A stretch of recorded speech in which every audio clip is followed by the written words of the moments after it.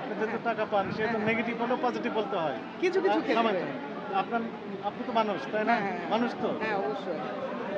মানুষ হিসেবে আপনার দায়-দায়িত্ব আছে না? অন্য মানুষের কল্যাণ হ্যাঁ, কামনা সেটা করা। অবশ্যই। সেটা তো তো আপনি অবশ্যই। তারপরেও আপনি ভুল তথ্য দিয়ে মানুষকে মিসগাইড করেন কেন? বাট আমি যখন ট্রাই করেছি আমি কখনো মানে এলোমেলো কিছু দেখি টাকা নাই। পেলে আপনি এলোমেলো আর দেখতে পান না।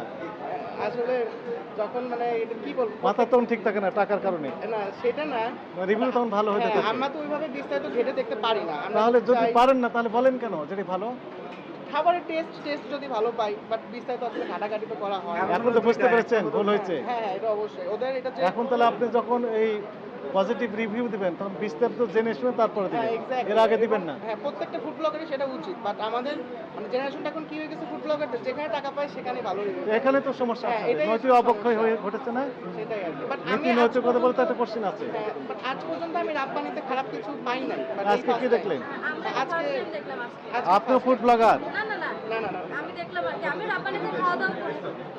ওর আপনাদের খাওয়া দাওয়া করে আরকি। আমি আজকে মেইনলি আসছিলাম পাশের উনি রেস্টুরেন্ট। আপনার সাথে আসছেন মনে হয়। হ্যাঁ, হ্যাঁ, আমার বন্ধু। একই গ্রুপের ইনারা আছেন। টাকা পেলেই ভালো, টাকা না পেলে নাই। বাট সাডেনলি এগুলো করবেন না। শুট করতে আসি।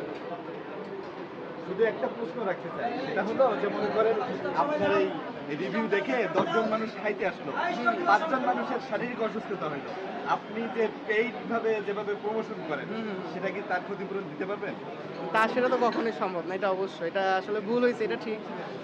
আসলে আমরা তো ঘাটাঘাটি করে দেখি না, সত্যি কথা বলতে গেলে। মানে পেজ যখন পাই আসি রিভিউ করি, ভালোটা ভালো বলি, খারাপটা হলে কিছুটা খারাপ আজকের বলার ট্রাই লেসনটা করি। কি বলেন তো, কি শিখলেন? হ্যাঁ, হ্যাঁ। কি শিখলেন আজকে অভিযান থেকে? না, অবশ্যই আমাদের আগে টাকা না, আগে মানুষের স্বাস্থ্যের দিকটা নজর দেওয়া উচিত। যে কোন জিনিসটা মানুষের শরীরকে ক্ষতি করছে, যেটা মানুষের ক্ষতি করছে সেটা অবশ্যই আমাদের করা উচিত না।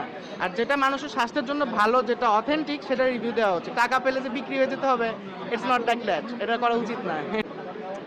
ফুড আপে আমার সমস্যা না, আপনার মানে ফুড ব্লগার যারা তাদের উদ্দেশ্যে না, প্রত্যেকটা ফুড ব্লগারের মানে হিসেবে আমি বলবো যে এখন বড় থেকে ছোট যে কয়জন ফুড ব্লগারই আছে, পেমেন্ট পেলেই তারা কি মানে রিভিউ দিয়ে দেয় যে খুব ভালো, ভালো না হলেও ভালো বলে রেস্টুরেন্ট কর্তৃপক্ষে। রেস্টুরেন্টের কারণে, রেস্টুরেন্টের ওনারের কারণে ভালো না হলে বলে এটা খুব ভালো, এটা খুব টেস্টি। এটা আসলে করা উচিত না। আমাদের আগে যাচাই বাছাই করা উচিত ফুডটা কেমন, টেস্ট কেমন। প্রয়োজনে আমরা পেড রিভিউ করবো না, আমরা নিজেরা নিজেদের পকেট থেকে টাকা দিয়ে কিনে খাবো। আপনি একটু এর সাথে যোগ করবেন যে আসলে যারা এইভাবে যারা প্রমোট করে না জেনে তাদের উদ্দেশ্যে একটু কিছু বলুন। বা হলো পেইডলি যারা আনএথিক্যাল বিজনেস। উনি বলছেন আনএথিক্যাল বিজনেস। জেনে শুনে তারপরে তো প্রমোট করা উচিত, তাই না? এই রেসপন্সিবিলিটি না নিতে হবে। না জেনে শুধু টাকা পেলাম আর ভালো বললাম, এটা তো অ্যাকসেপ্টেবল হবে। যে কাস্টমার প্রতারিত হচ্ছেন কিনা সেটা তো তার ভেবে দেখা উচিত, তাই না? সেটা ওনারা করছেন। যদি উনি ফ্র্যাঙ্কলি স্বীকার করলেন যে টাকা যখন পান তখন দেখা যাচ্ছে এই কি বললেন উনি, নেগেটিভকে পজিটিভ বলে ফেলে। নেগেটিভ থাকলেও পজিটিভ বলতে হয় কারণ টাকা পেয়েছে। এগুলো আর করবেন না। অবশ্যই ঠিক আছে। চলেন।